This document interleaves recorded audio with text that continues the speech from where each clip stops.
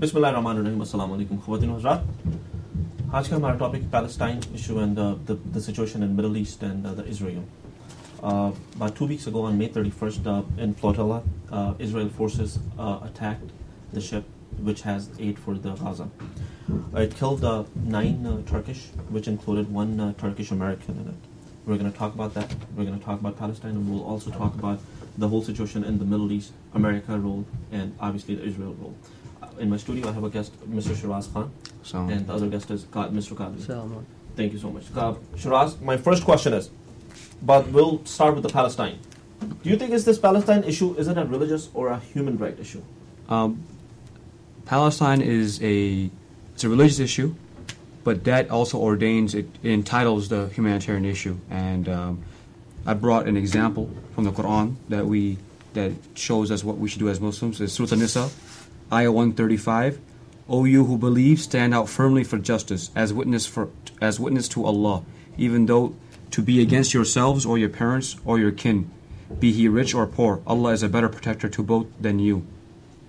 So basically it's saying that anywhere where justice stands for what is right according to Islamic terms, we should stand up for it. So that would include. So if I ask you that if it's a political issue or it's a religious issue, what would you say? Religious entitling both, though. Is it a religious issue, Qadri? I think it's both, but I think it's more of a human rights issue because people are being denied their basic rights such as food, shelter.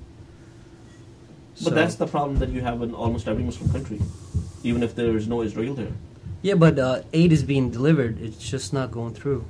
Right, but if I ask you that overall, the Palestine issue, that's the question, the overall Palestine issue, we're not talking about only on Flotilla, we're talking about the overall, the Palestine issue. Is this issue is a political or is this religious issue? In my opinion, I believe it's more political than religious. But, so he thinks it's a political issue. But my question is that, okay, we have seen Israel, all these tortures against the Palestinians, all these things, that they have been doing for the last 5, 50, 60 years. They have been in their country, and the Israel existence and all that, the Masjid Al-Aqsa and all that. I mean, everyone is well aware of that. My question is here: now, how should UN, USA, and the world community should react against Israel, against the humanity? Well, there are many international laws already that just need to be applied to Israel. It seems like Israel, a lot of the times, does not have to follow the rules. Like when Iran or Iraq or Korea, they do, they break some kind of international law. The world goes, U.S. and Israel, the first ones to say, they did something wrong. We need to stop them from doing that. But when Israel does the same, will break laws, it seems like they get a pass. We don't see them being accounted for those things. Then they're able to, for example, the flotilla, they're allowed to conduct their own investigation according to international law. For the most part, I think they're denied it. They're like, they're denied it. No, we'll take care of it ourselves. Yeah. So if the world at large said, the UN said we will do investigations and enforce the laws, there'd be many things that Israel wouldn't be able to do. It would help a lot in society.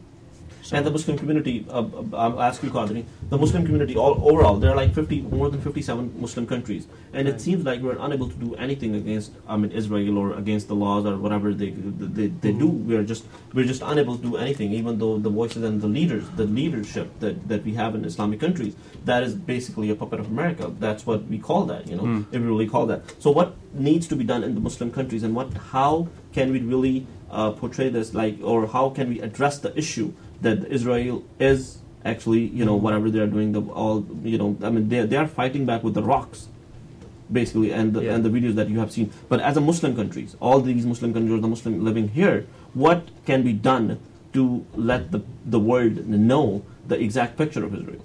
Well, we need to put our differences between, our Muslim brothers and be unified. There's no unification between between a lot of Muslims against these type of issues, and if there's no unification, then it's impossible to tackle these important issues and bring peace to the Middle East. If we don't overcome our differences, our cultural differences, and our customs, then it's just going to be impossible.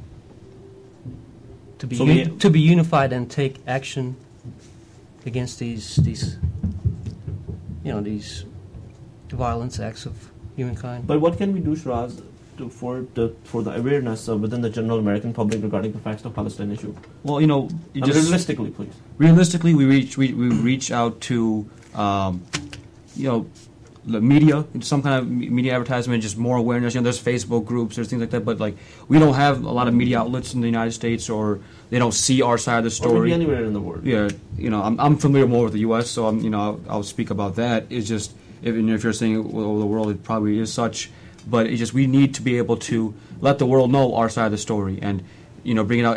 Muslims ourselves, we always hear it. We know about it because it's our people. We're always hearing the story, but then the average Joe on the street doesn't know. Okay, they hear there's some kind of conflict, people are fighting over religion, and some guys with crazy bombs running around, and some other guys are in control. Doesn't matter to me, They don't really care, or they don't know. So it's more of just educating the population over here. But if the Muslims do the same thing, then they call it terrorists?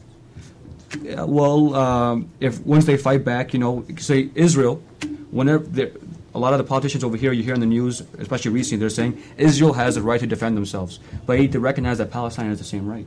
Palestinians have the same right to defend themselves too. So that's the issue that's being overlooked.